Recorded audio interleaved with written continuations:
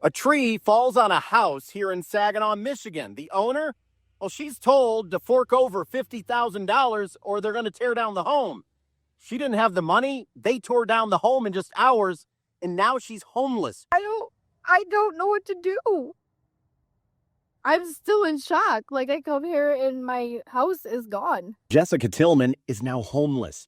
It all started this past Saturday morning when storms sent this tree onto her home. Jessica picks up the rest of the story. I was at a hotel for mine and my son's birthday party, and I got a phone call at about like 7-something in the morning saying that a tree had fallen on my house. So I immediately got up. I was all nervous. I called my sister and was like, what's going on and stuff. And she told me that she was going to go over. She was going to check on everything. She was going to check on the dogs because I had my 2 dogs in the house. She went, checked, and then came back to the hotel and got me. And then I came back and seen that there was a house on top of my house, or a tree on top of So you came here, you saw a tree on your house. Yep. And the next thing, what do you call fire department, or they already did or something? Well, I just lost it there for a minute, and then I called 911 because I didn't know what else to do. So they sent the fire department out, and then I tried getting a hold of consumers because I was like, there's live wires. So try getting a hold of them. They didn't. So the fire department called them and got a hold of them. Okay. So they come out, and then where did it start to get bad? Like, at some point, stuff got weird, you said. Like, they asked you for money or what? It was shortly after, and the fire department said that they were going to have somebody from the city come out and look at it. And somebody from the city came out, and he was talking to me, and he said, well, do you have insurance? And I said, no, I don't have house insurance. I couldn't afford it. I just lost my mom a year ago. I got out of a domestic violence relationship, and I was on my own with 2 kids. So I just... And this is someone from the city, probably public works or building inspection or something? I didn't know who it was. They just said it was somebody from the city. Okay. So he asked you that. You said no insurance. And then... Yep. And then he said, well, he goes, if you don't have anything to move anything, then you're going to have to either pay $50,000 to $80,000 to have it secured, to go in and get your personal belongings, or we're going to tear the house down today. So let me get that right. That's what has just kind of got a lot of attention. So the person you're saying from the city said, you need to give us $50,000 or $80,000 to secure the house, or else we're tearing it down. Yes. What were you thinking? Like, I was in shock. I was like, where am I going to get this money? Like, I can barely even get $5. So obviously you did. And then what happened? They literally came and... They stopped me from going inside my house. I tried to go in to get some of my mom's things. I wanted my mom and dad's ashes. They wouldn't let me in the house. And I argued with them for about 2 hours. And finally the fire department said, okay, we're going to go in and grab it.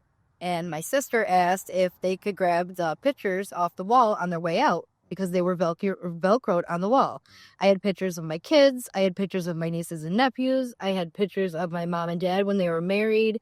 I had pictures of my grandparents. Did they get all of them? And they got almost all of them back except for, well, there was like 4 now. And that was it. Yeah. But at that time, they only got 2 pictures out of the house. So that was right next to my mom and dad's urns. And then over the next day or 2, you were able to get some stuff out of the rubble, literally picking up like a tornado had hit. Yeah. I was in there I had gloves on for a minute, and then I took them off. And I got in there myself, started throwing my house around just to try to find my kids' stuff, my stuff that belonged to my mom who died a year ago. Anything that I could get, and it was all ruined. So what have you learned now? Today is Wednesday when I'm recording this. The city said it was too dangerous. That's why they had to take it. What'd they say? They said that it was too dangerous. The Facebook group Breaking News 989 got this email from the city. It said, quote, the house's roof was significantly compromised due to the size of the tree. After assessing the situation, it was determined the house was not safe to enter. The city was requiring the house to be immediately demolished due to the danger of the structure. And it was going to collapse. that the roof on the side was going to go off to the gas meter of the neighbor's house. And then when they did that, they determined that they were going to tear it down because it was a danger to the neighbor's house. There are lots of homes in Saginaw that are in disrepair, like this one right here. This is just down the street. The home that collapsed, Jessica's home, is right down there. This home is right here. Take a look at this. This home is falling apart. Literally, let me show you. There's a hole in the roof of this home. Where is it here? Let me show you. Hold on. Right there. There's a hole in the roof. But the city still allows this home to be up. Jessica wants to know why they tore down her home when this home right here still remains up. I have my sister and I have some great friends that came along and a whole community that came together. It doesn't even make sense, does it? I mean, I don't know what to do. I'm still in shock. Like, I come here and my house is gone. It's nothing but a dirt pile. My kids have no home. you have a lot of good people in this community supporting you, and hopefully they're going to continue to help. Hopefully that helps, that you have a lot of love coming out, people. I've seen that. And I never expected it.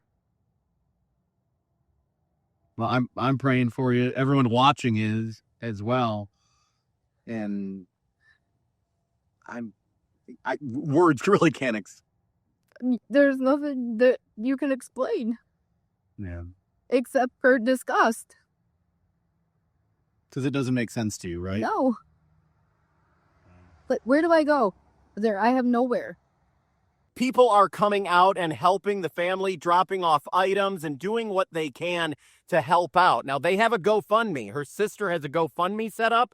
Usually I don't like GoFundMes, but I have confirmed it is accurate. The family has it set up. You can look down in the comments or down below. I have a link to that GoFundMe. The family is going to be in touch with an attorney. Once again, the city of Saginaw is saying that this was unsafe. It's something they had to do.